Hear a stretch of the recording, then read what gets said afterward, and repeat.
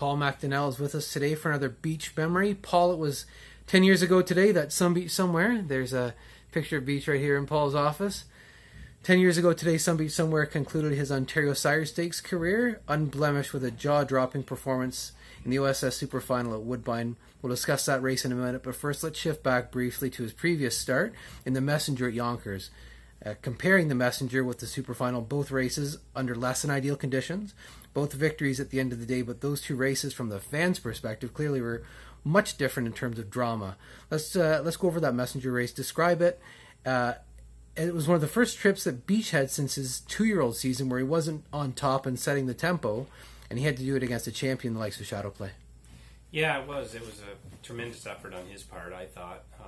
He had the outside 6-hole leaving out, and I was able to float out of there and get away third, and then had to come first over pretty much a little more than the last half a mile.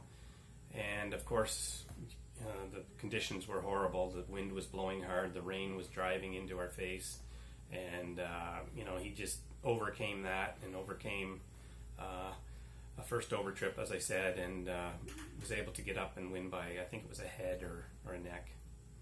Now, coming back to Canada for the Super Final, how did that race at Yonkers help prepare the team for that race over the off track at Woodbine?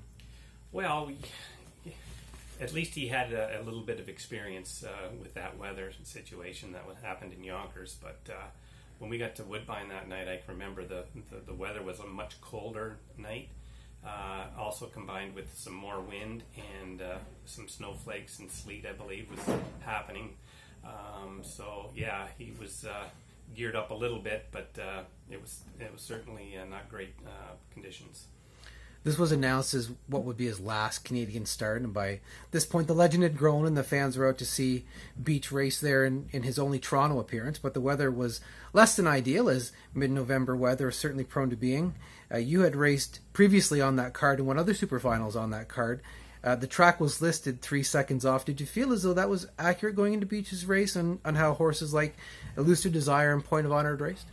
Yeah, I think that was quite accurate, but they had the track off 3 seconds, and that was probably a fair number. But yeah, I knew that the conditions weren't great, and but again, he had to do it, and so did the other horses. So we had to persevere.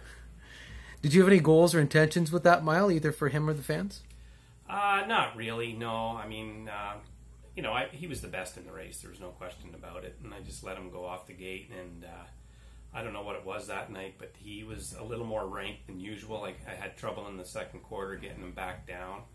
And he was just out on his own. And, I wasn't going to fight him too much with the conditions the way they were. And I just kind of let him do his own thing. And he just wanted to go that night. And I remember on the last turn, I'm like, oh my God, we're going way too much here. But it didn't matter. He drew off and won by 10 or 11 lengths. Well, I was just going to say it was 3 straight 27-second quarters before you turned for home. And that whole mile, you looked like you had a pretty good hold of him. Was the speed and how much horse you had a surprise for you when you hit the top of the lane? Well, not really. I knew what kind of horse I had in the shafts, but yeah, I expected to get him settled down a little bit in the backstretch, but he just wouldn't relax that night. I think the wind and the weather conditions had him just fired up a little more than usual. And yeah, so he went out and did his thing and won easily. So you won by almost 12 in 150-1, final quarter of 29-3, and only one horse even could gain on you through that last quarter. Trying to put that into perspective, obviously with the track variant, that's a 47-1 mile, but I can't imagine, based on what you're saying now, you really asked him even in the stretch, given the conditions. No, I didn't ask him in the stretch because I knew, he was comfortable on the lead and there was no sense in it, but I could imagine, I know the next few nights the weather cleared off and the track was really fast at Woodbine at the time, and I was thinking to myself later on, like, how much would he have went if it was a nice clear night with not much wind? He probably would have went in 46 and a piece over Woodbine. They had moved the celebration indoors at that point, and you two were swarmed for photos. Can you ever recall seeing Winner's Circle photos with that many people that had no invested stake in a horse? No, I couldn't. I mean, there was people that came from all over just to get a glimpse of them, and they actually moved the winner's circle to the thoroughbred paddock, which was very accessible to the fans and you know, a lot of the people that came to see him, and it was just packed and down there, and it just seemed like chaos to me. You know, I mean, I don't know, Beach got lost.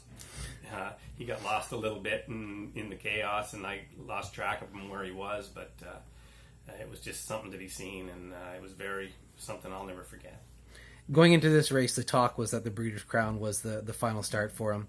Was the possibility of going to the Matron after the Breeders' Crown on the radar at this point? He was eligible to the Matron, but we were just going to play it by ear and see how he went in the Breeders' Crown. And basically, zoning in on the Breeders' Crown was our main goal. We wanted to have him good and sharp and ready for that race, and which he was. Awesome, Paul. Well, thanks as always for your time, and thank you for this beach memory. Thank you.